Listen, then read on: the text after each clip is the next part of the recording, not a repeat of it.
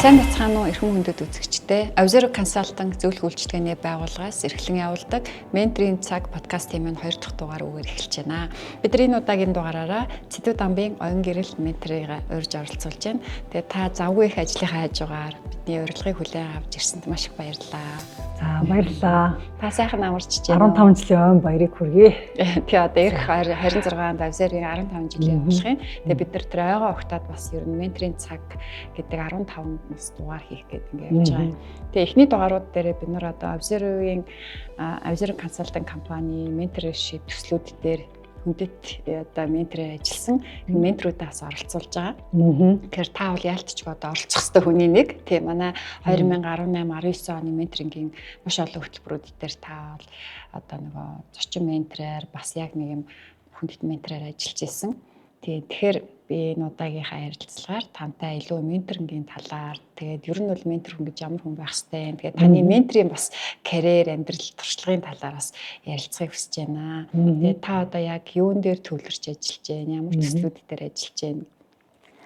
За яг одоо би бол жорлонгоо өөрчлөлт төсөл дээр төвлөрч ажиллаж байна. За жорлонгоо яаж өөрчлөх вэ гэдэг талаар иргэдэд байгууллагуудад за одоо цаашдаа төрийн байгууллагуудад менторлох тийм чиглэлээр одоо ажиллаж байна. Тэгээд энэ жорлон өөрчлөх гэдэг ажил бол хүн харахад зүгээр нэг жорлон буулгаад нөгөө жорлон тавьчих юм шиг тийм энгийн үйлдэл юм шиг боловч цаанаа нөгөө хүний нөгөө дадал тэр хүний эдийн засгийн нөхцөл байдал за хамгийн гол хүний тэр соёл одоо тэр өөртөө одоо тэр хүлээж авч чадах соёл тийм ийм зүйлтэй нарийн холбоотой байдаг учраас яг зам төлөвийн өөрчлөлтөн дээр жорлонгийн өөрчлөлт одоо тогтож байгаа.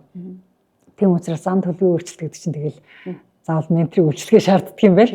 Тэгэхээр зэрэг тийм ажлыг бол бид нар хийж. Тэгэхээр та ингээд сая бичлэг хийхээс өмнө маш уцаар ярьж байсан. Тэгэхээр та менторингийнхаа одоо үйлчлэгийг уцаар болон бичлэн өдөр та баг хэдэн цаг ярьж байна?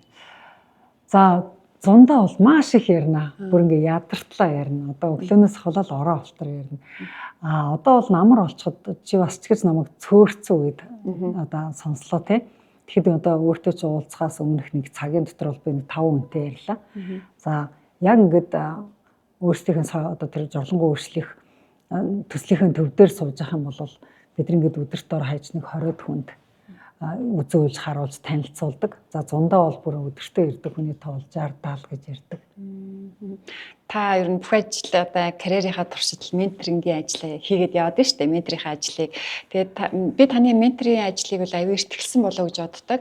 Анх би таныг ерөөсөө таньдгүй байхдаа таны нөгөө бичсэн миний ажлын ноу хау гэдэг ном дараа нөгөө гэрт болсон яриа Америкт суралцсан тэмдэглэл гэдэг энэ номнуудыг уншаад тэгээд яг таны нэг замналаар бас ингэж суралцж эхэлж байсан. Тэгэхээр та одоо нөгөө номоороо бол надад одоо яг миний ментор болж исэн байгаа байхгүй юу. Тэгээ би тэр миний ажлын ноу хау номыг бүр 2 удаа уншаад тэмдэглээд тэгээд тэр нэг Хүсгэл аймгийн тэр нэг юм юуны том одоо автобазад ингээд нэгтлэнгийн ажил хийж хангамжийн баазад нэгтлэнгийн ажил хийж явахдаа яаж тэр юмыг ингэж бүртгэж ийсэн тооллого хийжсэн яг алдааг нь олж харж гаргаж ийсэн гэдгийг та бүр ингэж нөгөө тэрийг би бүр ингээ уншичаад хөө хүн ингэж тэ ажлыг голохгүй шантрахгүйгээр хүч ингэж бас хийж болдсон байх гэд ингэж бас би суралцж ийсэн байхгүй юу. Тийм тэгэхээр зөвхөн надад төдийгүй та ингээд маш олон хүмүүст номоороо бол ментор хийж ийсэн. Та энийг юу гэж бодож байна? Та тэрийг мэддэг үү? За тэрийг бүр мэддгээс гадна бүр зориудтай гэж одоо номонд оруулдаг. Яг гэх юм бол ингээд жишээлбэл Америк суралцсан тэмдэглэлийг бичихээ өмнө би ингээд Монголын их сургуулиудаар ингээд Стэнфорд төгсч ирчээд яаж Стэнфорд сурдیں۔ Яаж Америк сурдгийг ярьж өгөөч гэсэн урилганд би одоо дарагддаг байсан. Тэгэл байсагээ сургуулиудаар очил ярина, байсагээ оюутнуудад ярина. Тэгээ нэг ангид ярьсны дараа нөгөө анги нь гуйна, нэг сургуульд ярьсны дараа нөгөө сургууль нь гуйна.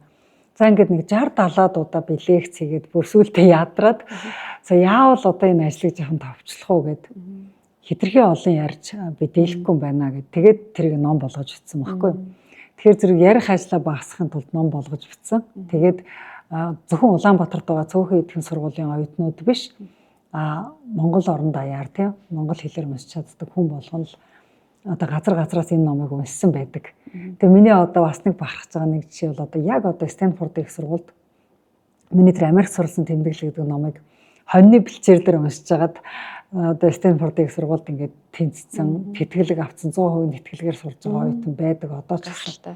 Тэгэхээр би чамайг ч гэсэндээ сонсоход бас баяртай байна. Миний ном бас чам тус болсон тийм баяртай. Тэгээд би нөгөө аягүй олон сургалтууд дээр даалгавар өгтөө таны нөгөө миний ажлын ноу хав гэдэг номыг заавал уншаарай гэж зургийг оруулаад санал болгодог байсан. Тэгэхээр аягүй олон хүмүүс уншсан. Тэгээд сүүлдээ ингээл нөгөө энэ ном холдохгүй байна гэж хүмүүс асуудаг байсан байхгүй. Тэгээд дараагийн бас нэг юм нь та нөгөө зохиолч сургалт хийдэг штэ тий. Ганабилтай хамтран жилдээ нэг удаа жил болгоны 2 сарын ихэр жилүүдээ 1 сарын ихэр. Тэр сургалтанд би нэг суухдаа таны нөгөө одоо нөгөө санааг яаж цуглуулдгүү, яаж тэмдэглэл хөтэлдгүү. Тэгээ энэ тэндээс явж байхдаа санаа орж ирвэл яаж тэмдэглэдгүү. Тэрийг нөгөө хүмүүсийн яриа үг өгүүлбэр тухайн үеийн мэдрэмжээ яаж бичвүү гэдэг тэрийгээ та ярьжсэн штэ. Би яг тэр аргаар танд бас айгүй их тэгж тэмдэглэл хөтэлдэг байхгүй юу. Тэгээ айгүй зузаан тэмдэгтэй байнга авч явдаг. Тэгээд энэ мэдчлэнгээр та бол одоо ингээд над шиг болон маш олон хүмүүст ингээд та өөрийнхөө номоор сургалтаараа ярилцлагаараа тэг ингээд бол ментор хийж исэн байна. Мөн тэг 18 оноос эхлээд манай Озерогийн бас менторингийн хөтөлбөрт ментороор ажиллаж исэн. Тэгэхээр та өөрөө ер нь ментортэй байсан уу? Амьдралынхаа туршид хэдэн ментортэй байсан бэ? Тэ таны одоо сэтгэлээс гардаггүй танд хамгийн том одоо үлгэр дуурайл үзүүлсэн менторт нь ямар хүн байсан бэ? За манай ээж багш хүн байсан шүү дээ. Дээр нь улс төрч хүн байсан. Дээр нь нөгөө аймгийнхаа гол лектор байсан. Үзэл сурталын хэлцээр эхлэв. Тэгээд эрдэм дэлгэрүүлэх нийгэмлэг гэдэг нийгэмлэгийн аймгийнхаа өдөр тутмын зөвлөлийн хүн байсан. Тэгэхээр манай ээжийн ерөөсөө насан туршдаа хийсэн ажил бол ментор. Багш, лектор, долчин дарга гэдэг. Тэгэхээр ээж маань ерөөсөө ингээд нөгөө нийгэмдээ, аймгийнхандаа, эргэн тойрныхандаа дандаа ментор хийжсэн.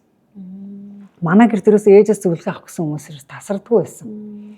Тэгээ ээжээс асуухгүйгээр одоо ингээд шийдвэр гаргаж байгаа ах дүүнрээ нөр баг хараагүй. Тэгээ ээж бүх юмыг л зөвлөж өгч чадаад байдаг тийм бүх талын мэдлэгтэй айгүйх юм уншдаг. Үдсэн харсан зүйлээ ингээ өөрөөхөө маш өөрөөр тайлбарлаж чаддаг. За ер нь би тэгэл ээжийг ажигласаар гал ер нь ээжийн арга барилыг л их авсан болоо гэж боддог. Тэгээ намайг ингээ лекцэн дээр уншиж байгааг харсан хөдөөний ялангуяа ахмад хүмүүс яг манай долчин дарга шиг яриад байна гэдэг байхгүй юу. Тэг чи яг ээжгээ яриад байна. Яг ээжгээ манертай болцсон байна гэдэг. Тэгэхээр зэрэг өөрөө ирэхгүй одоо тэр яг ярих маниар, хүнтэй харьцах загвар. За тэгээд асуудлыг ингээд нэг ээж шиг ингээд жоохон анализ хийгээд өөрөөхөө дүгнээд ингээд гаргалгаа гаргадаг энэ чадварыг өөрөө ирэхгүй би гэрээсээ, ээжээсээ яг гэрээхэн хүмүүжлэр сурцсан юм билээ. Тэгээд дараа нь яг ингээд яг манай ээж шиг ингээд арга барилтай хүмүүсийг би ингээд хайгаад яваад байдаг болцсон. Тэм хүмүүсийг өөрөө ирэхгүй шууд ингээд шингээгээд авчдаг. Тэгээ хүн надад ингээд ямар нэгэн зүйлийг загнаж чилсэн бай, зааж чилсэн бай, зүгээр өөрөө бичлэн үзүүлсэн ч бай бүгд ингээд авчдаг. Тийм нэг ингээд хүнээс мэдлэг авчдаг, мэдээлэл авчдаг. Тийм чадвартай ээж намайг их сургацсан болоо гэж боддог.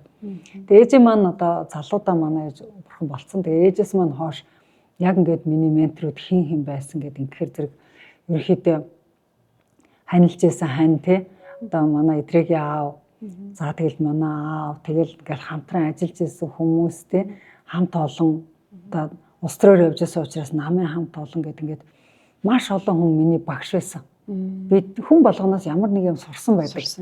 Хүнтэй тааралдаад би чамаас энийг сурсан штэ гэд хэлэх юм надад баг хүн болгонд байдаг байхгүй. Тэгээд гадаадд сурж хахад гадаадын багш нар, гадаадын улс төрчид, гадаадын тэр нийгмийн зүтгэлтнүүд гэдэг ингээд сурсан зүйлүүд маш их байдаг л да. Тэгээд яг нэг хүн намайг дагуулад ингээд намайг хөтлөөд нэг ийм хүн болгочлоо гэсэн тийм нэг ментор бол байхгүй. Гэхдээ ингээд төрөл бүрийн сэдвэр бол ментортай. Одоо жишээлбэл юун дээр гэхэд зорилгоо өөрчлөлт төсөл гэдэг ингээд энэ төслийг анх эхэлж байхдаа би яг ингээд нэг улс төрч хүн сонгуулийн кампани хийж байгаа юм шиг эхэлж ирсэн. Одоо энэ төсөл бол шал өөр доктортой удаан одоо тий social enterprise аргаар их өөр явж байгаа байхгүй. Тэгэхээр зэрэг улс төрийн компанид ажил хийдэг байсан оюун гэрлийг одоо доктортой хөгжлийн одоо тийм social entrepreneur болгож өөрчилсөн нэг ментор байгаа байхгүй. Тэгэхээр тэр ментор бол одоо миний жишээл хамтран зүтгэгч манай зорилгын өөрчлөлт төслийн удирдагч хүн байж байгаа байхгүй. Тэгэхээр ийм маягаар ингээд хүн болгонтой ажиллаж байхдаа бид нар тухайн хүнээр менторлүүлээд байдаг. надтай ажиллаж байхдаа надад менторлыг үнэх ч хүн байхгүй. Би одоо надтай ажилласан бүх хүмүүст миний ментор байсан л гэж хэлмээр. Гадаад ментор, Монгол ментор хоёрын ялгаа юу вэ? Танд яаж? За манай Монгол менторуд бол чи яг ингэх ёстой гэж юусоо хэлдэг. Одоо яг ингээд ийм байвал зүгээр, ийм байвал дайжгүй, ийм байвал аятайхан гэж хэлдэг. Одоо хамгийн муухай ааштай Монгол ментор ч гэсэн ерөөсөө тулгадгүй. Одоо Монгол хүний нэг зан бусдад ингээд эрхчлөө шийдвэр гаргах орон зайг аягүй сайн өгдөг. За гадаад ментортой байж үзсэн. Гадаад менторуд бол яг тэг гэд ингээд аягүй тийм хатуу тулгадаг. Тэгээд тэр тулгалтанд их ороод ирэхээр хүн өөрөө ирэхгүй ингээд гадаад менторудаас зайгаа авдаг. Би жишээлбэл нэг Америк одоо ихч байна л да, надад ингээд менторлох аягүй дуртай. Эхэндээ би амар менторлох дуртай байхад нь би их ингээд олзуурхаж мэдээлэл нь авдаг байсан. Сүүлдээ нөгөө мэдээлэл нь маш их тийм дарамтлсан шинжтэй, бүр яг гэсэн шинжтэй болоод ирэнгүүт нь би жоохон зайгаа авсан. Монгол менторуд болохоор бас яадгүй гэхээр надад зөвлөчөөд оюун гэрлийг би юм болгоцсон штэ гэж хинч гайхуулдаггүй. Одоо оюун гэрлийн хийж байгаа энэ ажил чинь миний ажил штэ гэж. Одоо миний бүх менторуд хэлэх хэрэгтэй. Одоо жишээлбэл ялангуяа зурлангаа өрсөлдөлтөө өдөртөгч маань яг тэгж хэлэх хэрэгтэй байхгүй. Одоо жишээл оюун гэрлийн яриад байгаа юм чинь миний санаа штэ гэд нэг хүн гарч ирээд хэлмээр байдаг. Гэтэл Монгол менторуд тэгдэггүй. Ерөөсөө санаагаа өмчлөлтгүй. Хүн ингээ менторлчээд тэр хүн сайн явжвал ардталтан сайхан алга тушаа байж байдаг. За гадаад менторын нэг аюултай нь би ингээд өөрөө ирэхгүй үн төлбөргүй үйлчилгээ аваад байгаа юм шиг ингээд зөвлөгөө аваад байгаа юм шиг байна штэ. Тэнгүүт дараа нь шаал өөр миний хийсэн ажлыг тэр би оюун гэрэлтэг зүйлс уусаж цаадах чинь тэгж явж байгаа. Тэр чинь миний ажил гээл. Оюун гэрэл бол миний бүтээгдэхүүн гээл ингээд эхэлдэг байхгүй. Бараг намайг өмчлөөд эхэлдэг байхгүй. Би тэгэнгүүт нь за гадаад менторуд бол аюултай байна гэдэг. Тэг ерөнхийдөө бол нэг гадаад менторыг нэг айхтар сонсох бол миний бол нэг хүсэл биш байха болсон. Зүгээр анхандаа би нөгөө хүний эрхчлөө ингээл ялангуяа ардчлалын үнэт зүйлсүүд дээр гадаад дотоодын мэдээллүүдийг харьцуулаад гадаад дотоодын хүмүүсээс маш их зүйл асуудаг байсан. Одоо бол миний хандлага ямар болсон бэ гэхээр уншиж болохоор зүйлийг уншаад нээлттэй мэдээллүүдийг гадаадаас аваад нээлттэй зүйлүүд дээр зөвлөгөө аваад яг ингээ ховчилж ингэж нэг нэгээрээ одоо үйлчилгээ авъя зөвлөгөө авъя гэвэл Монгол хүндээ л ханддаг болсон тий. Ерөнхийдөө бол яг ингээд ганцаараа зөвлөгөө авахд бол гадаад хүнтэй бас жоохон боломжтой харьцах хэрэгтэй л гэж ойлголттой болчиход байгаа. Та тэгээ энэ хугацаанд өөрөө нэг менторын арга барилтай болсон байгаа шүү дээ. Таны яг менторын арга барил, баримталдаг зарчим юу бусад менторуудаас ялгарх онцлог гэх юм уу? За би хэр зэрэг ялгаатай байгааг бол мэдэхгүй байна. Зөвхөн бусад менторуудтай харьцуулахгүй учраас миний зөвлөгөө бол менторуудтай би 3 зүйлийг л ер нь ойлгоно гэж боддог. Ментор нартаа. Угаасаа би одоо танай хөтөлбөрт ч гэсэн ажиллаж байхдаа би 3 зүйлийг л хүмүүст ойлгуулахыг хүсдэг байсан. Нэгдүгээрт эрхчлөө, хоёрдугаарт хариуцлага, гуравдугаарт аз жаргал. Тэгэхээр эрхчлөөтэй хариуцлагатай хүн аз жаргалтай амьдарч ивэл бүр ямар ч амжилтыг гаргаж болдог. Тэгэхээр зэрэг хүн болгонтой ингээ харьцахдаа танд хэр зэрэг эрхчлөө байгаа. Та өөрийнхөө эрхчлөөнөөс хэр зэрэг татгалцсан. Юунаасаа ухамсартайгаар татгалцсан. Юунаасаа та татгалзаагүй байхад таны эрхчлөөг булгаад авцсан. Тэрийг одоо ямар орон зайд та одоо эрхчлөөгөө эдэлмээр байна. Энийг ингээ бодож үзсэн үү гэж хүмүүсээр ингэж бодуулдаг. За дээр нь би хариуцлагыг ярьдаг. Хариуцлагыг та ямар хэмжээнд хүлээх юм? Миний хүлээх хариуцлага энэ гээд хязгаараа тогтоож чадах юм уу? Хитрхи хариуцлага өөр дээр аваад хязгааргүй хариуцлага хүлээгээд тэрэндээ шаналаад байгаа юм биш үз. Эсвэл өөр хариуцлага хүлээхгүйгээр бүр хүмүүсийг зовоогоод байгаа юм биш үз те.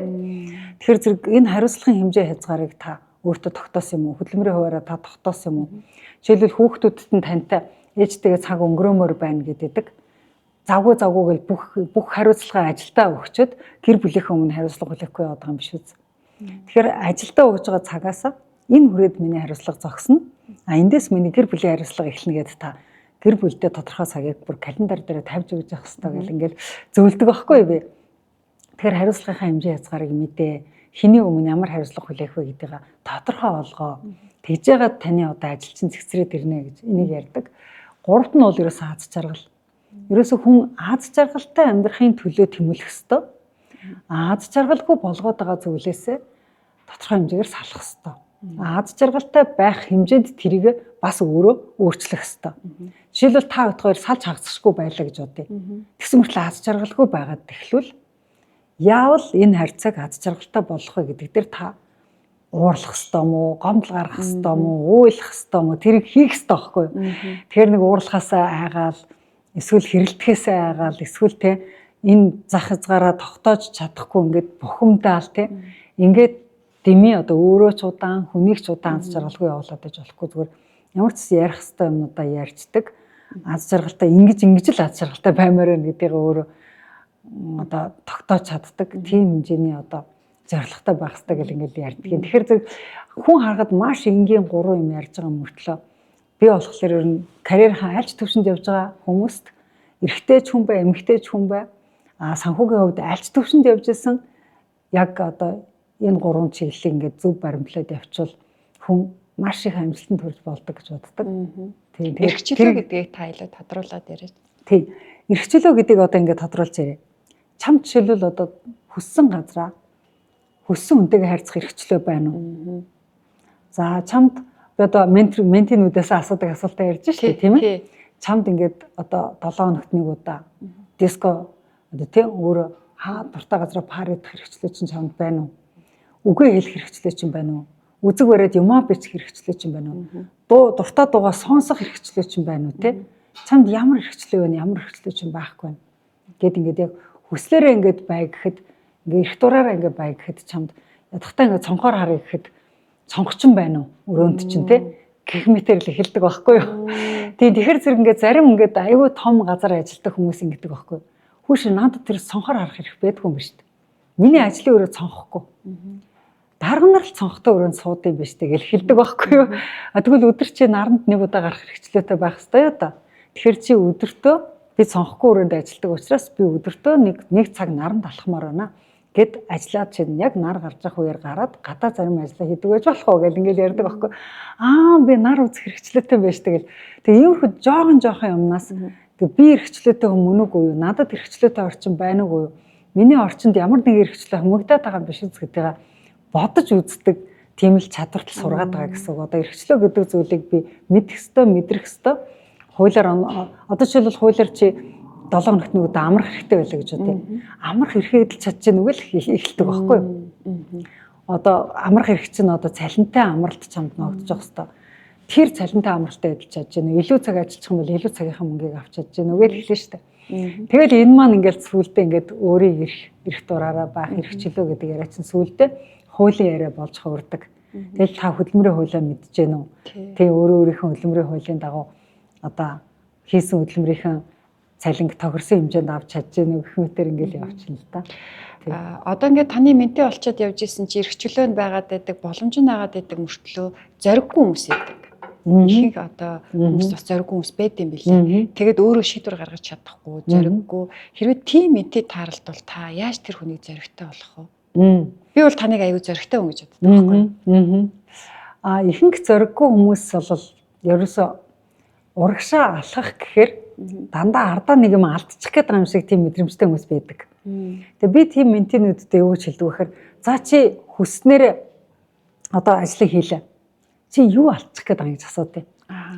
Би ингээ хүснээр ингээ нар үзмээр байна гэд гараа авчвал би ажлаа алдна.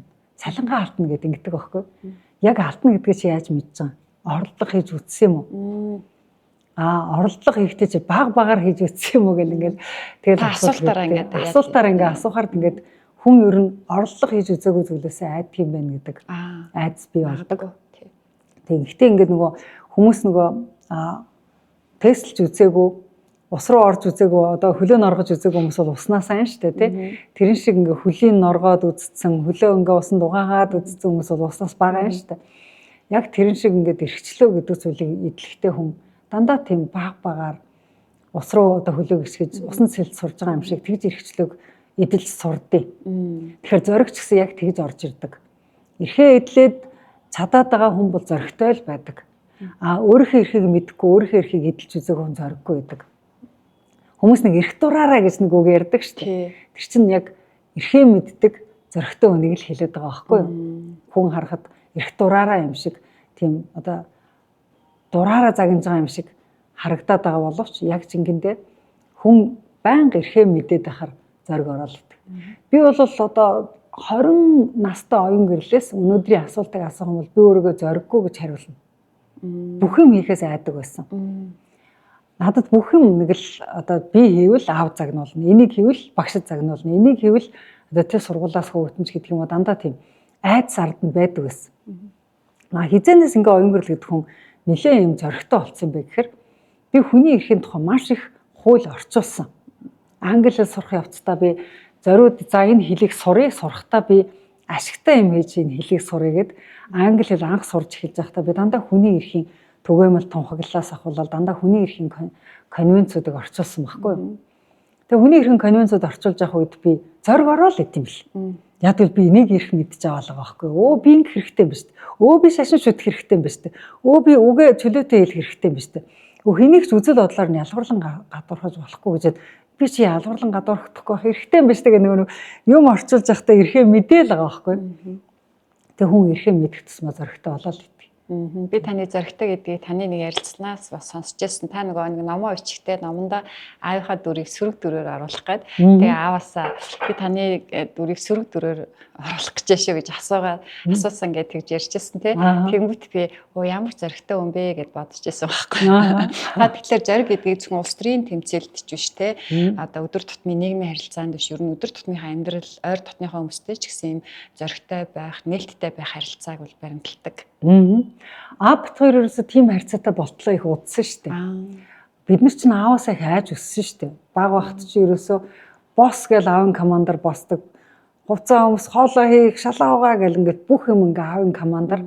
Манай аав бол ер нь нэг тийм цэргийн одоо хуарангийн нэг дэглэгч шиг тийм байсан шүү дээ одоо намайг баг байхад.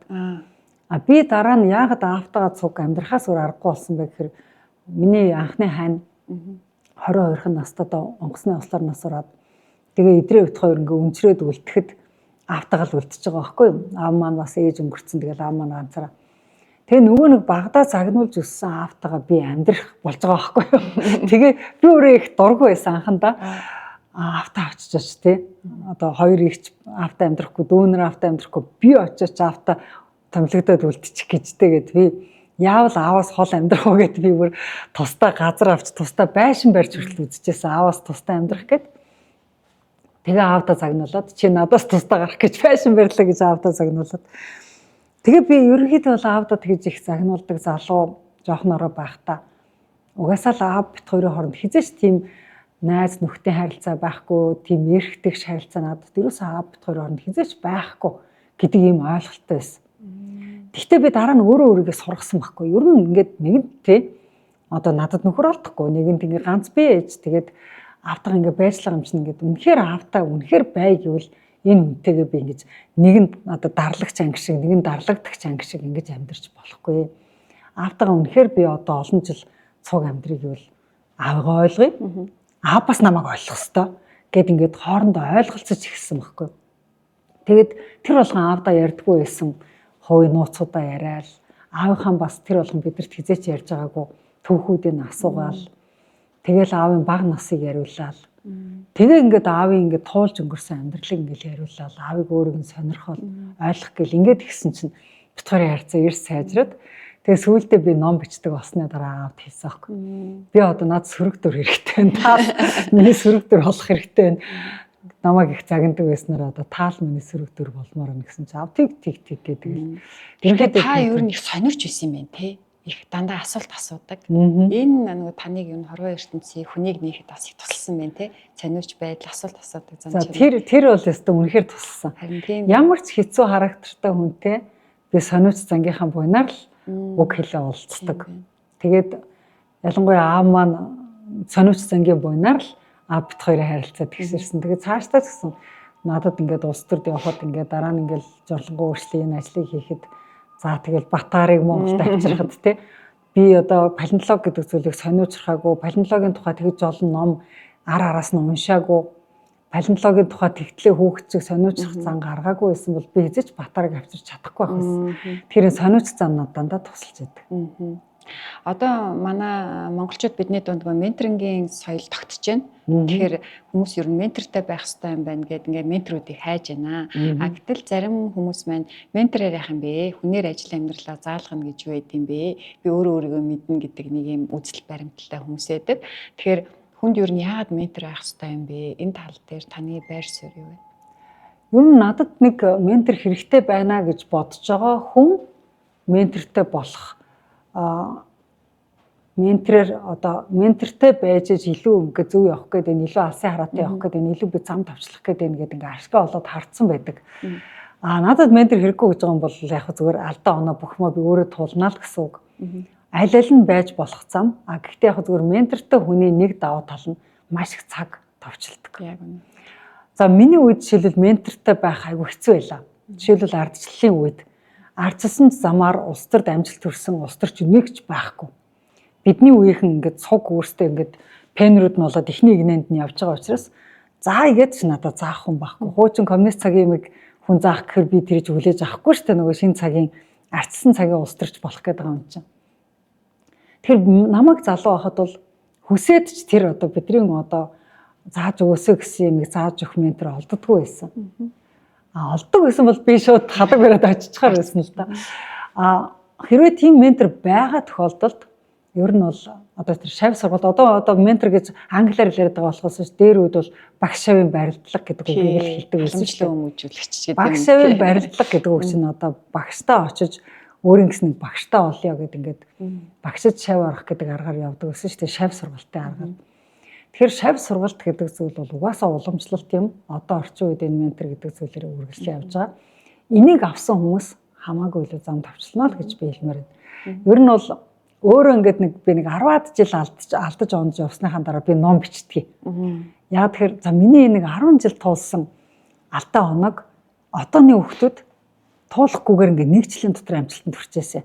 Өөрөлдөл би явсан замаа 10 тавчлах одоо зорилготойгоор би жишээлбэл ном бичдэг. Жишээлбэл тэр миний ажлын ноу хав Америкт суралцсан тэмдэглэл.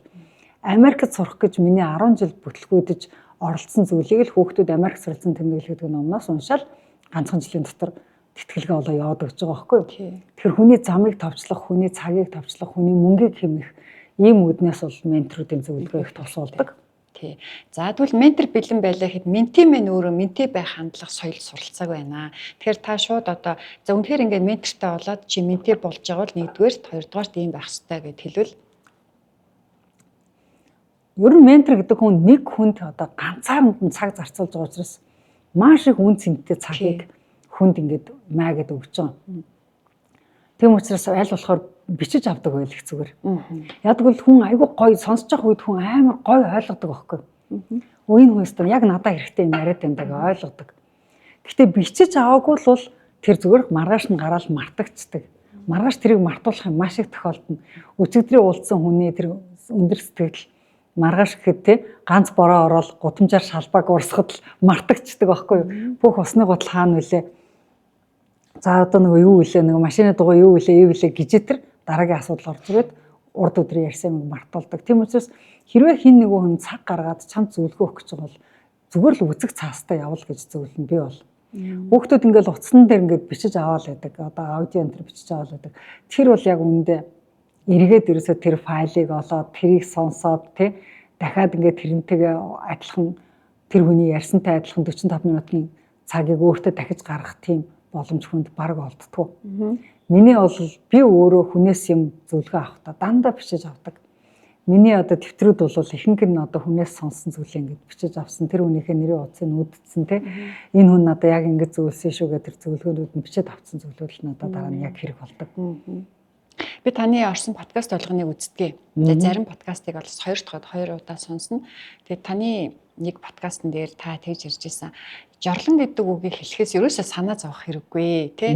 Тэгээд би тэр үгийг сонсоод ер нь нөгөө утга учирыг хайдгүй байгаа зүйл дээр аяг утга учирыг бүтээдэг хүн юм байна гэж би бас бодож ирсэн. Энэ ч гэсэн би ингээд зөвхөн энэ өгүүлбэрээс нь би бас ингээд танаас суралцж ирсэн. Ер нь бол.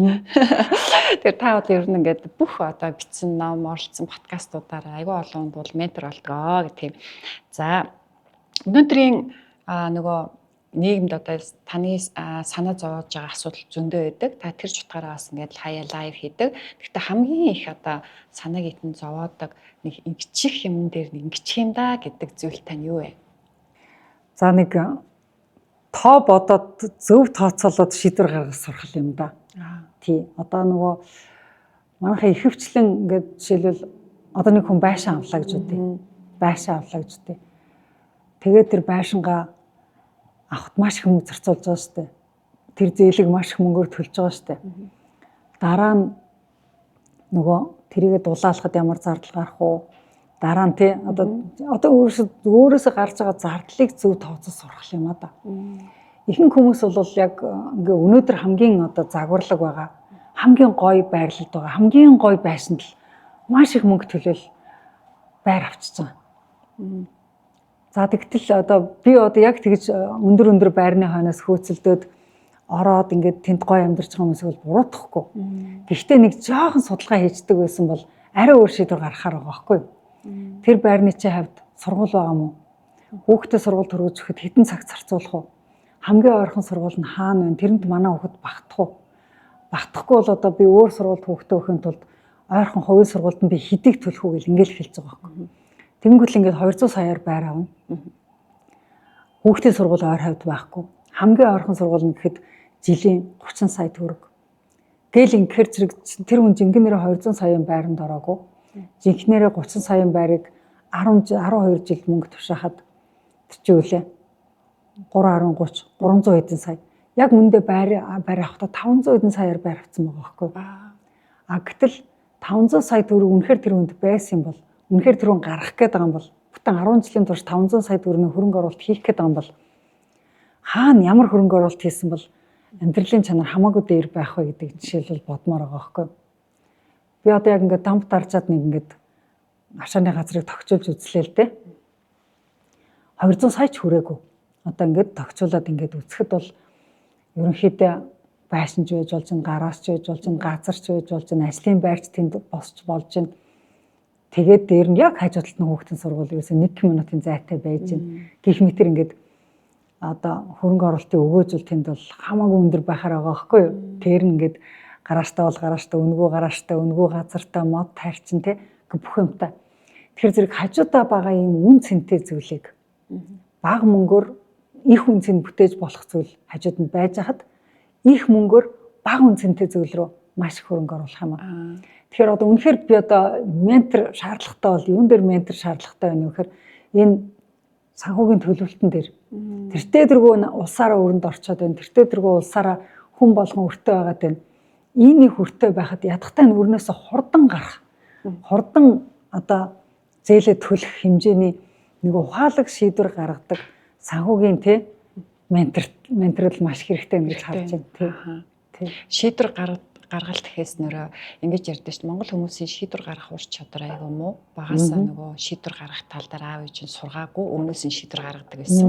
Харин тэгэхэд еврейчүүд бол чи сайн ч вэ муу ч вэ сайхан ч вэ муухай ч вэ шийдвэр гаргасан л бол хамгийн сайн байна гэж хэлдэг гэж нэг ярьдаг те. Тэгэхээр таны бодлоор үнэхээр монголчууд бидний шийдвэр гаргах ур чадварыг та ер нь юу гэж дүгнэдэг вэ? Үнэхээр муу юм уу? Бид нар шийдвэр гаргах ур чадварыг хинч заадаггүй. Харин угаасаа хинч заадаггүй, хинч сургадаггүй, ээж авч сургадаггүй, сургуульд сургадаггүй. Би өөрөө шийдвэр гаргаж чаддгүйгээр одоо 20 нас хүртлээ одоо шийдвэр гаргаж чаддгүй. Одоо яг л адилхан шийдвэр гаргаж болохгүй гэдэг бараг шахуу. Хүмүүжлэр хүмүүжчихэж байгаа байхгүй юу? Өөрөө чи шийдвэр гаргаж болохгүй гэдэг.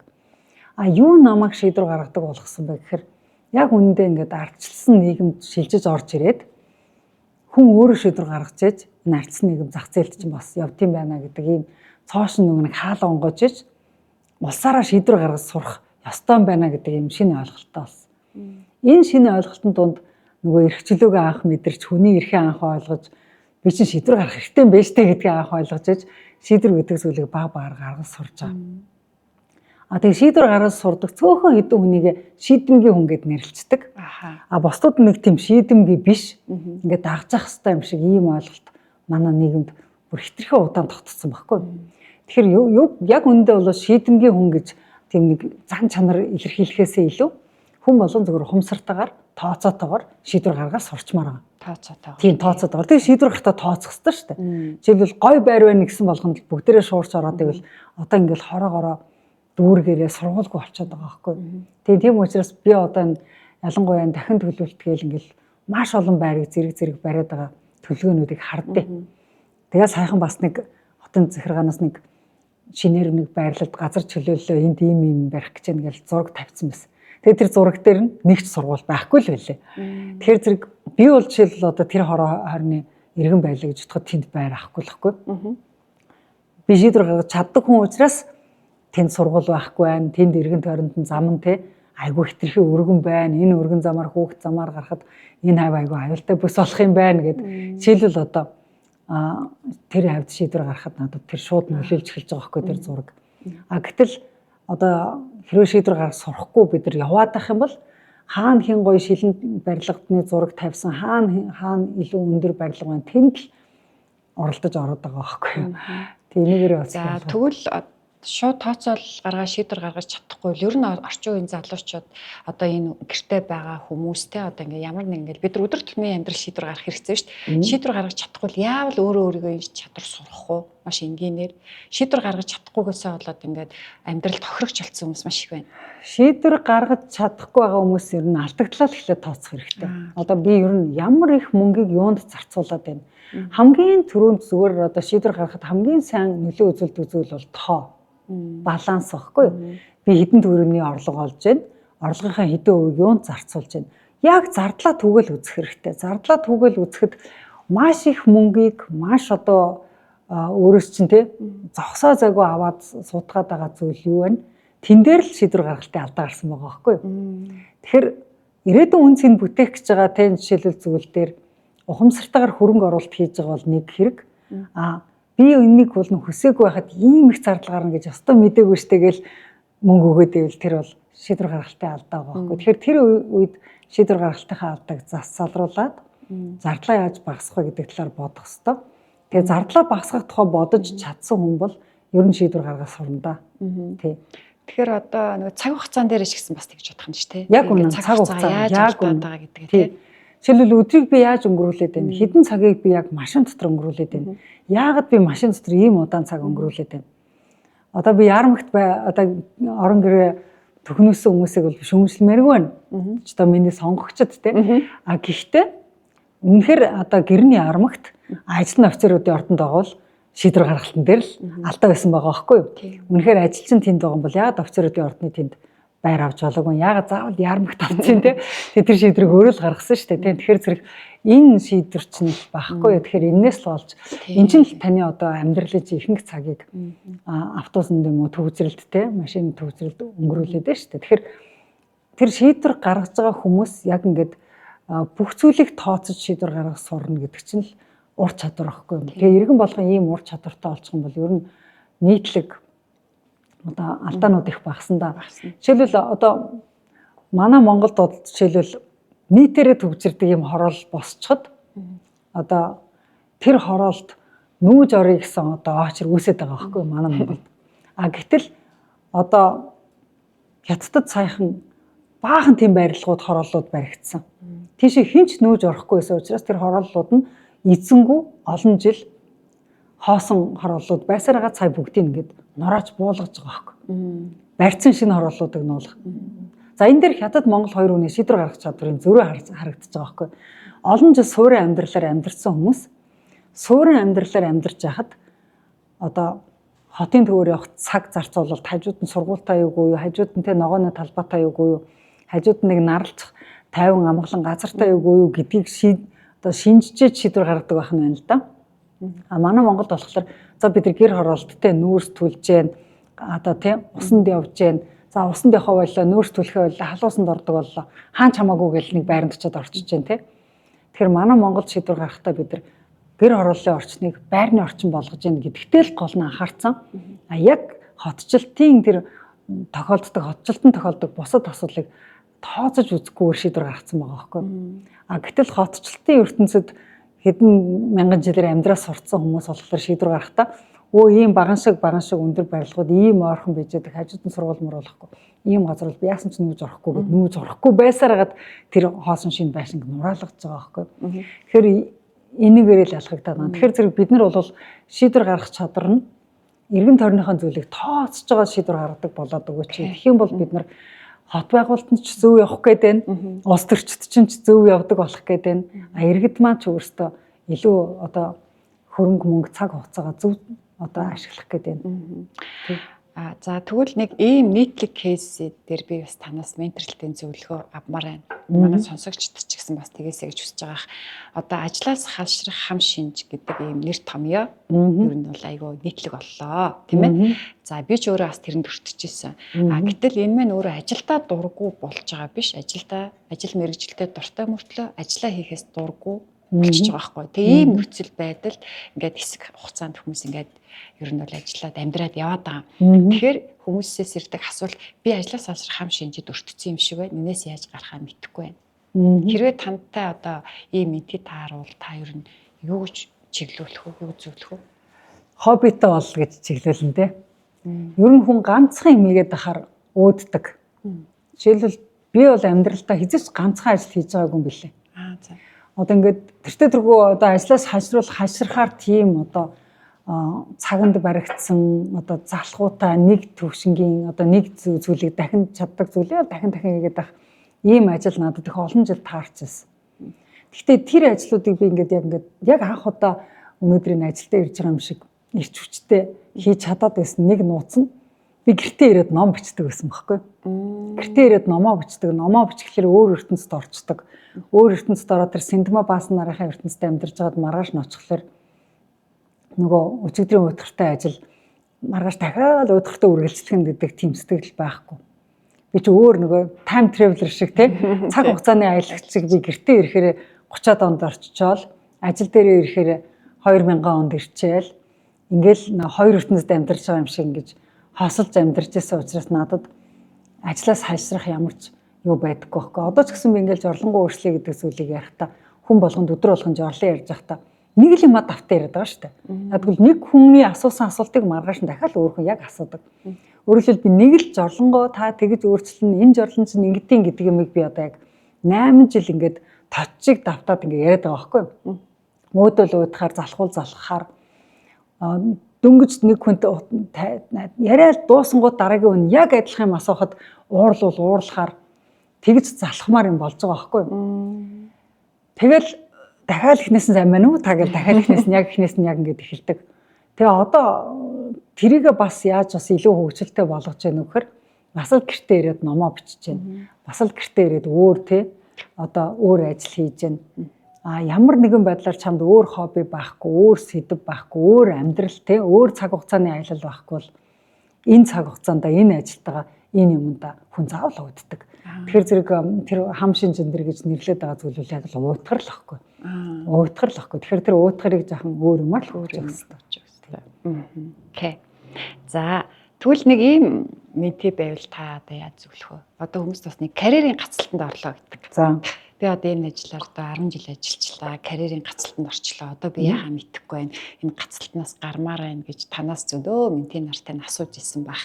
Тэр хүмүүс та хэрхэн зөвлөсөн? Тэр хүмүүс одоо яаж явдаг вэ? Би ихэвчлэн миний ажлын ноу хавыг уншилт гэж зөвлөдөг. Өөрийнхөө тэр номыг. Яг тэгвэл миний ажлын ноу хав бол ерөөсөө ажлаас гарах тухай. Би ч айгүй олон ажлаас гарч айгүй олон шинэ ажилд орж исэн хүн байдаг юм билээ. Тэг ерөөсөө нэг ажил дээр нэх удаж байгаагүй хүн байдаг юм билээ. Тэг өөрөөр хэлбэл өөрийгөө тэгж гацаахгүйгээр дараагийнхаа ажил руу шилжчихдэг. Яг өөрөө санаачилсан одоо энэ жорлонгоо өөрчлөе, ном бичих энэ төр гэдэг карьерийнхаа ажлыг л би удаан хийж байгаа болохоос ш. Яг ингээ хүнд ингээд хөлсөөр ажиллаж байсан ажлууд маань бол 4 жилээс удаан их байгаагүй юм байлээ. Тэгэхээр нэг ажил ингээд дуусахад дараагийн ажил заавал олддог. Ихэнх хүмүүс юу гэж боддгоо гэхээр за би энэ 10 жил ажилласан ажлаасаа гарчих юм бол надад ингээд цалин үлс олдохгүй, намайг дараа нь тоож авах газар олдохгүй гэд ингээд итг. Тэгэхээр тэгж одоо өөртөө зориг гаргаж орчноос олж чадахгүй бол угаасаа л өөдөн угаасаа л тэр ажил дээр л гацна өөр угаасаа гаргалгаа байхгүй шүү дээ. Тэгэхээр үнэхээр гацаанд орцсон би ямар нэг юм хиймээр байна гэж байгаа бол ямар нэг юм л хий. Ажлаас гарах хүртлөө өгч болно. Эсвэл намайг дэвшүүлнэ үү гэд хүсэлтээ өгч болно. Эсвэл би бүр байгууллагынхаа бүр тэрийг чинь би очиж хийгээд ингээд өөртөө карьер зааж агаад би тэрийг л хийнэ өөртөө карьерийг бүтээж болно. Өөртөө карьерийг зааж болно. Жишээлбэл намайг Монгол Улсын ерөнхийлөгч тамгийнхаа газарт авъя гэд чамтай ажилламаар байна чи одоо надад зөвлөхөөр ирэх үү гэхгүй юм. Би тэгэхэд би хүний ирэх иргэний оролцооны зөвлөх болов болно. Өөр юу ч зөвлөхгүй ерөнхийлөгч нарт. эдийн засаг нийгмийн бодлогын зөвлөх бол би болохгүй гэд хэлэхэд тийм зөвлөхийн оронтой байхгүй гэжсэн байхгүй. Би тэгэхэрнгөө та надтай ажиллахыг үнэхээр хүсэж байгаа бол тийм оронтой гаргаад тийм зөвлөхөөр л намайг аваалаа. Би тийм л ажил дээр ерөнхийлөгч нарт зөвлөмөр байна гэдэг. Тэгээ би тэр хүсчихсэн оронтойгоо гаргуулад тэгээд би тэр цаазаар авах ялтын эсрэг ажиллаад иргэний танхимыг байгуулчихсан. Тэгэхээр өөрийнхөө одоо хүсэж байгаа карьерийг тэгж хэлж болдог. Энэ карьерийг би яг энэ ажлыг энэ чиглэлээр хиймээр байна. Энэ чиглэлээр та намайг ажиллуулахгүй гэвэл би тантай ажиллах албагүй гэд ингэж хэлнэ гэдэг бол бас өөрийнхөө ур чадварыг л бас өөрийнхөө өсөлт ирмэлцлийг л одоо илэрхийлж байгаа хэрэгэлтэй. Тэгээд тэгжээж карьераас ч гацаанаас ч гарна шүү дээ. Тэгэхгүй бол намайг чи урд нь миний туслах байсан адилхан туслахын ажлыг хийгээд дахиад логистикийн ажил хийгээвэл зовоочлаараа би дахиад логистикийн ажил хиймээргүй байна гэж хэлэх хэрэгтэй л үстэй тийм. Тэгэхээр тэр чи хэлэхдээ заавал тэг зориг гаргаж хэлж байгаа байхгүй. Тийм. Ер нь ингээд ихэнх менторууд нэгээс хоёр чиглэлд менторлдог бол та бас их олон чиглэлд менторлж байна. Нийгмийн манлайлал, хүний эрх, тэгээ ном бичих, жорлонгоо өөрчлөх. Жорлонг одоо яаж өөрчлөх үү те яаж одоо жорлонтойгоо айтайхан цэвэрхэн одоо амьдрч болох уу гэдэгтэй. За тэгээ хувийн хөгжилгээд за минийхэр бол ингээд 5 чиглэлд бол та ингээд менторлолт хийж байна. Дээр нь сүүлийн үед та бас шинэ чиглэлүүдийг нийгмийн эрх зэнээс гаргаж ирж байна уу? Жишээлбэл одоо улс төрд ингээд карьер хөгжүүлэх гэж байгаа залуучуудад яг энэ чиглэлийн менторууд бас хэрэгтэй л гэдэм билээ. За би ч нэг иргэдийн оролцооны нийлэл нам гэдэг нам байгуулад цэвэр ингээд залуучууд манай намд орж ирлээ. Цэвэр улс төр мэдэхгүй залуучууд. За тэгээд тэдэртээ яг ментор хийлээ те. 3 жил ментор хийлээ. Тэгээд улс төрчдийг одоо залуу шинэ улс төрчдийг боожуулах гэдэг бол одоо миний улс төрд байгаа одоо карьерийн маань бас нэг хэсэг болж байна. Тэгээд яалтчгүй тэр залуучуудаа сургалтуудыг хийж гэн менторлж гэн. Одоо 2024 онд нэгэн ч сонгогдоогүй ч гэсэндээ одоо хангалттай одоо тэр улс төрчдийн явдаг одоо тэр хөрөнгөө яаж босцох уу юугаа яах вэ гэд бүхэл тэр замаар нь одоо яг зөв замаар нь хамгийн одоо шударгаар одоо нээлттэй ардсан маягаар яаж энэ карьерийг хийж болох вэ гэдэг тэр зөвлөд явж байгаа. Цаашид ч зөвлөнө гэж бодож байгаа. Тийм. Магадгүй таны дараагийн ном бас энэ чиглэлээр ч гарч болох юм байна те. Та чинь 18-10 жил тутамдаа ном гаргадаг юм чинь те. Тэгэхээр таны номнууд сонирхолтой байдаг нь аргагүй юм байна л да. Нөгөө зүгээр нэг юм төсөөллөөсөө биш яг өөрөөрөө үзэж тулсан юм туршлага дээрээ тэгээ сайхан тэмдэглэж байгаа ном бичдэг. Таны нөгөө гоё санаад яадаг энэ тэмдэглэлийн дэвтрүүд нэмэгдэл байгаа зү. Нэмэгдэл байгаа. Үнэхээр гоё сонирхолтой. Тэгээд таны тэр туршлагаар байнга нэг дэвтэр явж явдаг. Тэгэл ингээл гэс тэмдэглэдэг л дээ. За тэгээд ер нь бол одоо та ингээд хувийн хөгжил дээр бас их гоё зөвлөгөө өгдөг. Нөгөө Свердловск оюутан байхдаа хувийн хөгжлөө өдрийн нэг цагаар тав нийт хэдэн цагийг би хувийн хөгжилтэй зориулсан гэдэг та бас нэг юун дээр тооцоолол яригдчихсэн шүү дээ тий. Гэтэл хүмүүс надад цаг байхгүй байна. Ном унших цаг байхгүй байна гэж ярьдаг. Ном унших хэрэгтэй байдаг. За надад ч гэсэн заримдаа ном уншихад цаг олддоггүй. Яаж номыг үр дүнтэй унших вэ? Номыг үр дүнтэй унших. Би ч одоо ном уншихдаа яг өөртөө сонирхолтой хэрэгтэй номыг өөрөө нөгөө шүүрч авч уншдаг учраас дандаа энэ номноос би ийм юм олж авна гэж бодцсон уншдаг. Бодцсон уншихаас өмнө зорилгоо гаргаж ирэх юм шүү дээ. Тийм бодцсон уншдаг учраас тэр номноос би ийм юм олж мэднэгээд бодцсон уншиж байгаа учраас хариулт хайж уншдаг. Юм ингээ хайж уншихлаар айгүй хурдан уншдаг шүү дээ. За гэхдээ зарим номыг бол санамсаргүй эргүүлээд үзэхээр шууд сонирхол татдаг номнууд бий. Зүгээр ихний утаснаас сонирхол татал хүү шинжсэн гэл ингээл хуцаа эргүүл явждаг номнууд бий. Тэр номнууд бол ер нь нэг за чи жилдээ нэг 20 ном уншлаа гэхэд нэг нь тэгж одоо ихний утаснаас шууд пөөх гэд ингээд чиний анхаарлыг татна. За тэгэл үлдсэн 19 ном нь бол дандаа зоригтой уншина. За энэ номноос би ийм юм олж авна гэл одоо өчигдөр ихэд би номын ярамгаас буухтаа олж авсан нэг Бүгд найрамд Монголоор дусан соёлын түүх гэдэг номыг би ямар асуулт тавьж уншиж байгаа гэхээр энэ чинь ийм зүзэн хөөх хавцтай хатаа хавцтай ном байгаа байхгүй юу? Би яг одоо 3 дугаар дэвтрийг бичиж байгаа. За одоо 60 цагаан хон ногоонууд лам 2-ын 3 дугаар дэвтрийг бичиж байгаа. Тэгээ надад 1959 оны одоо үйл явдлууд маш чухал байгаа байхгүй юу? Тэнгөт би өчтөр тэр номоо уншихдаа 59 онд юу болов гэж бодож уншиж байгаа байхгүй юу? Тэгэл тэр номны чинь маш олон хэсэг нь 59 оны тухай юм байгаа. Тэднийг би илүү найрагчилж уншаал. 59 оны өмнө болон дараа нь болсон үйл явдлуудын би зөвхөн логик холбоог нь ойлгох гэж маш хурдан гүйлгэж уншиж байгаа. Тэгэхээр зэрэг асуулт тавьж уншаад хариулт олох бол номыг хамгийн хурдан унших арга. Зүгээр сониучрахад жишээлбэл би үлэг гөрвлийн тухай номуудыг яг ингээд анханаас нь эхнээс нь дуусна бүгдийг мэдмээр байна гэж бодож уншина. Тэгэх юм бол эхнээс нь дуусна бүгдийг нь уншина. Тэгэд бүгдийг мэдмээр байна. Ямар сони ингэж бодож унсан номыг бол бүр баа бэг уншина. Тэгэхээр ном уншихдаа зорилготой унш, асуулттай унш. Асуулттай уншаад хариултаа олж байгаа бол хамгийн түргэн. Тэрнээс биш нөгөө бусдыг дөөрэж ном авч унших биш тийм ээ. За энэ нэг номыг хүмүүс аваад байна үзээд юу ч гэсэн аваад үзье гэдэг хандлагаар бас хандах гэдэг шүү дээ бид нар чинь тий. За яг тэгж ч уншиж болно. Ер нь бол үнэхээр дагаад уншижээвэл тэр чинь одоо анхны мотивац юу байх нь хамаагүй шүү дээ. Анхны тэр хуудас эргүүлсэн тэр юм нь одоо албадлагын шинжтэй байсан уу, дөөрийнх шинжтэй байсан уу, эсвэл асуулттай байсан хамаагүй анхныхаа хуудсыг эргүүлэх бол өөр мотивацтай байж болно. Гэхдээ олж авж байгаа мэдлэг бол асуулт асуусан үед илүү гүнзгий олж авдаг. Илүү бүр тэр хариултынхаа бүр уг мухрыг олж авдаг. Номон дээр чинь айгүй дэлгэрэнгүй тэр логикийг тайлбарлсан байдаг учраас асуулт асууж унсан номны хариултыг номноос их урамтай авдаг би боллоо. Гайхалтай. За үзэгчд маань зориулаад та хууны хөгжил дээр нэг гоё зөвлөгөө өгөх хэрэгтэй байна. Яг энэ бол байнгын асуулт байдаг байхгүй юу? Одоо ингээд би хувийнхаа хөгжилд анхаармаар байна. Ном унших юм уу, сургалтанд суух юм уу? Ер нь яаж анхаарах хэрэгтэй вэ гэдэг асуултууд бас байнга байдаг. Тэгэхээр та зөвлөх үү? За гэртээ үнэхээр ном унших орчинтой бол одоо сайхан тайван ном уншаад төвлөрөөд анхаарлаа төвлөрүүлэх орчинтой бол ном унших бол хамгийн гайхалтай өөрийгөө хөгжүүлэх арга. За гэрт ингээд шуугаантай тий одоо гэр дотор ингээд ном унших гэхээр ингээд орчин олддгоо чамд нэг өөрийн гэсэн тусгай орчин хэрэгтэй байгаа бол анхаарлаа яг төвлөрүүлээд цагаа товчлоё гэж бодж ивэл одоо ментор авах хэрэгтэй тий менторын хөтөлбөрт хамрагдчих хэрэгтэй. За менторын хөтөлбөрт хамрагдах гэхээр бас санхүүгийн хувьд дутагдaltaй арай ингэж бас чадахгүй эсвэл гэрээсээ гарч хоол явж чадахгүй ийм байгаа тохиолдолд би бас сонсох үйлчлэгийг авах хэрэгтэй гэж бодож байна. Би жишээлбэл одоо юм эндүүдлээ гэхэд гэртээ заавал ямар нэгэн подкаст сонсч юм эндүүддэг болчиход байгаа шүү дээ. Тэгэл одоо ингээд гэртээ хоол хийлээ гэж бодоход заавал нэг юм сонсно. Тэгэхээр зэрэг давхар ажил хийж байгаа тохиолдолд одоо сонсох гэж нэг үнэхээр гайхалтай юм арчаад байна шүү дээ. Тэгэхээр сонсдог ном байна, сонсдог подкаст байна тий. Тэгээ сонсох маягаар ингээд юу яаж болоо. Одоо бол яаж өөрийгөө хөгжүүлж болдог болсон байна шүү дээ. Таны хүүхэд хүмүүжлийн тухай бичсэн номыг M-book-ээс судалдаж авсан сонсдгоор байхгүй лээ. Яалтч дэлгэцснээс унших хэрэгтэй болсон тий.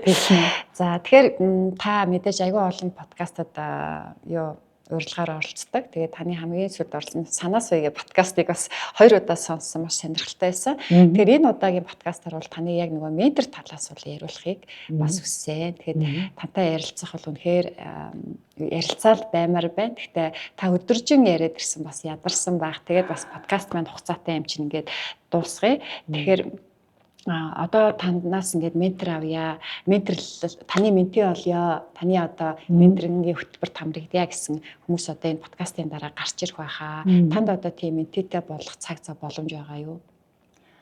За яг үндэ одоо ном бичих сургалтыг миний жилдээ нэг 2 удаа хийчихье гэж бодож байгаа.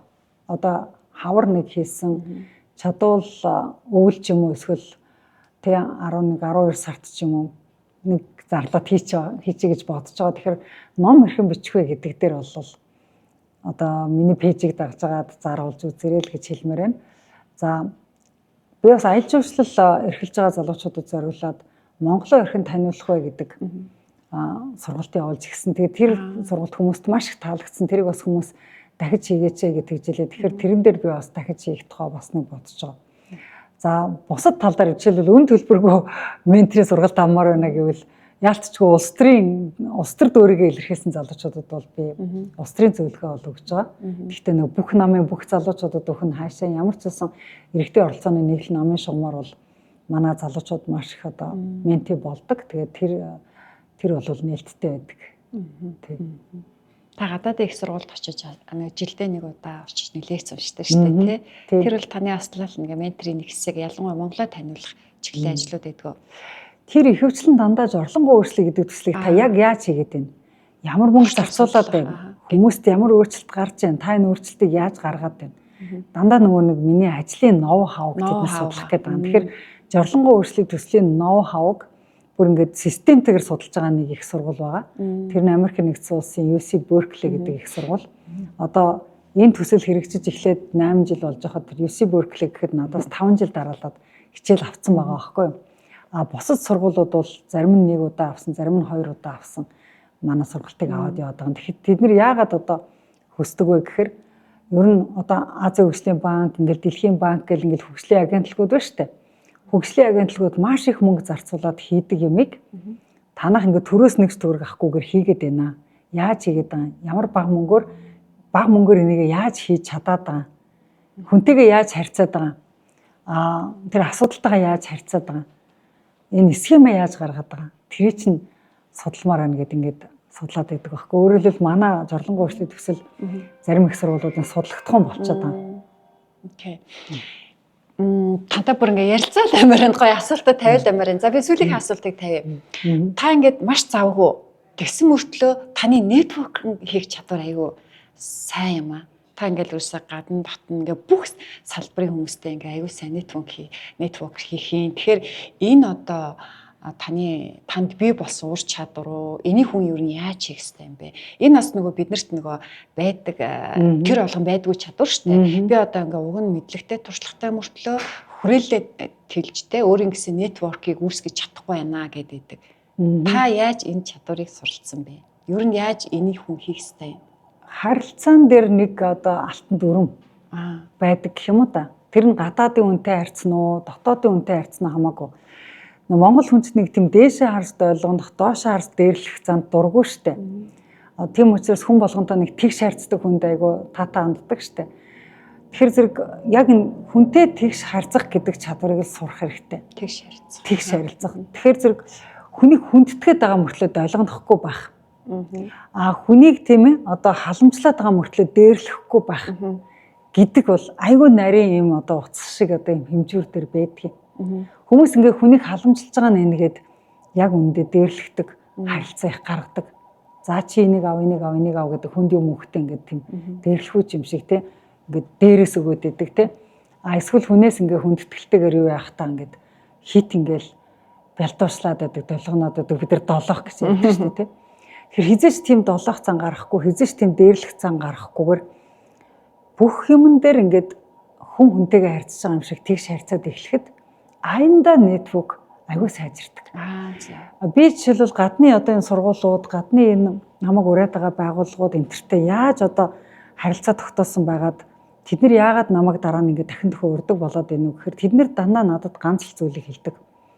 Оюнгэрл чамд нэг тийм одоо humble гэж ярьдаг. Англиар бол humble чанар байгаад байгаа учраас чамаас үг сонсохоор ингээд манай оюутнууд яг энийг ингээд зөв хүлээж аваад байна. Өөр хүмүүсийг авчирд юм ярьж болж байгаа. Гэхдээ чи ингээд яг зөв хүргээд байна гэдэг. Тэгэхээр humble гэж ямар чанар юм бэ гэхээр ерөнхийдөө бол монголоор хэлэх юм бол энгийн мөртлөө үнэмшилтэй гэсэн үг. Одоо та үннээр байгааг чинь үнэмшилтэйгээр ингээд одоо мэдрээд байна л гэсэн үг. Тэгэхээр ингээд гайхуулаад байгаа юм байхгүй. Жишээлбэл Монгол улсыг бусдаас илүү том гоё улс гэж ярих гээд байгаа юм биш. Бусдаас илүү тэнгэрлэг гэж ярих гээд байгаа юм биш. Зүгээр бид нар бусдаас арай өөр юм аа. Ийм цаг агаар нөлөөтэй, ийм байгаль үзэгдэлтэй, ийм эдийн засгийн нөхцөл байдалтай. Ийм учраас бид нар энэ аргыг хэрэгжилж байгаамаа. Яг тэгвэл энэ манад ингээд тохироод байгаамаа гэд би ингээд шинжлэх ухааны үндэстэй яриад байгаа мөртлөө хит өөрийгөө магтахгүй, хит бусдыг доош нээхгүй те.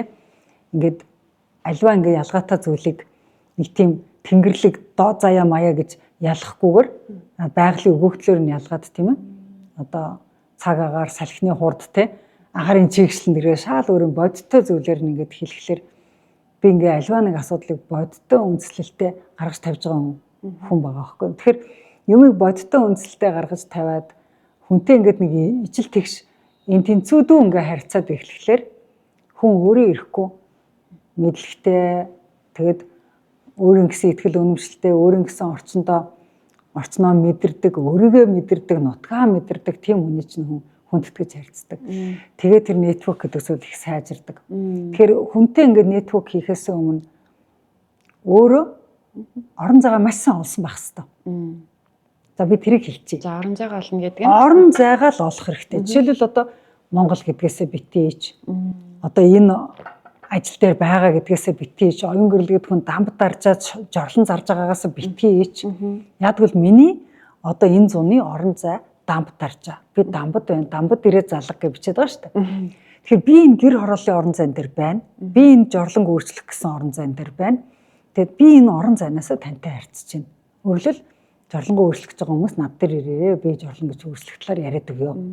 Тэгэхээр өөрийнхөө байгаа орон зайг маш сайн хөндлөх, маш сайн ойлгох, маш сайн тодорхой хүнд ойлгуулах. Би энэ орон зайнаас харахад амьдрал ингэж харагдаж шүү. Дамбын өнцгөөс харахад өндөр байшингууд надад тэгж харагдаж шүү гэж одоо яриад байгаа байхгүй. Тэр өөрийн гэсэн юм харах өнцгтэй өөрийн гэсэн орон зайтай. Тийм байж байгаа хүнтэй хүн их сайн зөв харьцдаг. Жишээлбэл би ингээд жорлон өөрчлөх гээд байгаа мөртлөө Японд одоо би явах гэж байна л да. Хэдхэн хоногийн дараа Японд очиод яг энэ жорлонгоо өөрчлөх талаар юу хийж байгаагаа би одоо бас олон нийтэд ярих гэж байна. Тэгэхэд Японд очиход би одоо Японы бүх жорлон дэлхийн хамгийн ганган жорлон байгаа шүү дээ. Хамгийн их бидээтэй, хамгийн их цахилгаанчсан, хамгийн их автоматчсан, хамгийн ганган жорлонгууд Японд байгаа. Би Японд очичвол танай Японы жорлонгууд гоё л доо. Гэхдээ манай Монголын жорлон жоохон ичмээр л дээ. Би ингээд баг муухай жорлонтой газраас ирсэндээ ичж гэн гээл би ингээд өөрийгөө доош нь оруулах байхгүй. Харин би Японд очиод юу гэж ярих вэ гэхээр танай Япон бүх жорлонгоо шийдсэн. Гэхдээ та нар бүгд усаар шийдсэн. Та нар бүгд дэд бүтцээр шийдсэн. Та нар бүгд мөнгөөр шийдсэн. За би манай Монголд ус байхгүй, дэд бүтц байхгүй, мөнгө бараг байхгүй, иргэдийн дунд яг та нарын гэртээ эргэлж байгаа шиг тог тухтай жорлонг хуурай аргаар айлд оруулж ирж байгаа маа гэж би ярих гэдэг байгаа байхгүй. Би тэгж ярьдгийг угаасаа. Тэгж ярихаар л нөгөөдөл чинь хүүшээ та нар тэгвэл хідэн даваа алгасаад те тог тухыг те ямар ч усгүйгээр дэд бүцгүйгээр гэрт оруулж ирэх гээд штэ. Яаж энэ олон дэд бүтцийн даваа, мөнгөний даваа энэ давааг та нар даваад байна гэж ингэж харьцдаг байхгүй. Тэр зэрэг байгаа одоо өөрийнхөө байгаа орон зайг, өөрийнхөө байгаа тэр одоо эзэлж байгаа энэ орон зайгаа эзэлшин шиг эзлээд энэ орон зайгаа судалсан шиг судлаад тэг миний байгаа орон зайнаас үзэхэд амьдрал тэгж харагдаж байна, асуудал тэгж харагдаж байна, шийдэл нь тэгж харагдаж байна. Ингэж ярьж хүнд одоо өөрийн одоо нэтворкийг үүсгэх хэрэгтэй. Орон зай байхгүй хүнд нэтворк үүсдэг байхгүй. Яг л нэтворк гэдэг чинь А зэг дээр байгаа юм Б зэг дээр байгаа зүйлтэй В зэг дээр байгаа зүйлтэй холбогдохыг нэтворк гэж байгаа шүү дээ. Өөрөө А цэгээ олоогүй бол хинтээ яаж холбогдох юм? Өөрийнх нь одоо байгаа цэгийг А цэг гэж хүлээн зөвшөөрч тунхаглахгүй тугаа хатахгүй бол хин чамтай холбогдох юм тийм биз дээ. Тэгэхээр би бол одоо өөрийнхөө байгаа орон зайн дээр тугаа бат хатгадаг хүн байхгүй. Миний орон зай энэ байна, миний нам энэ байна, миний улс энэ байна, миний аймаг энэ байна, миний хийж байгаа ажил энэ байна. Би энэ дээр тугаа хатгачаад ингээд би тань руу харахад та ингэж харагдаж байна, би ингэж харагдаж байна гэж ярьдаг байхгүй. Тэгэхээр зэрэг хүнд энэ маш ойлгомжтой байдаг. Хүн ойлгомжтой хүнтэй харьцахаараа бат тогтвортой нэтворк үүсгдэг. Ойлгомжгүй хүнтэй хүн тогтвортой нэтворк үүсгэж харьцаж чаддаг байхгүй. Тэгэхээр зэрэг нөө нэрлэхүү гэж ярьдаг шүү дээ тий. Өөрийнх нь байгаа орон зайг ингээд үннээр нь хэлчихгүй ингээд нэрлэхэл ингээд одоо би гэж одоо хамаагүй үнийн нэр жишээ мишээ татмааргүй л да тийм. Гэхдээ байхгүй юмараа гайхуулж байхгүй юмд одоо хүрэх гэж байгаа тэр орон зайгаа өөрийнхөө байгаа орон зай мэтэр ингээд буруу ойлгуулж тэгж ингэж хүнд ингэж буруу одоо мэдрэмж өгөөд ах юм бол доктортой харилцаа үүсдэг. Тэгэхээр юмыг үннээр нь байлгах тэр хамбал байх гэдэг чинь нэтворк үүсгэх гэдэг аягүй чухал байхгүй. Гайхалтай юм энгийн атлаа ихтгэл үнэмшилтэй гэдэг. Би баг энэ үгээр подкастаа нэрлэе гэж бодлоо. Тэгээд бидний урилгыг хүлээн авч манай подкастын зочноор орсон танд маш их баярлалаа. Таны тэгээд дараагийн ажил үсэд амжилт хүсье. Баярлалаа. За амжилтын замд та ганцаараа аялах алавгүй. Тэгээд энэ бол таны менторийн цаг байлаа. Баярлалаа үзэгчдээ.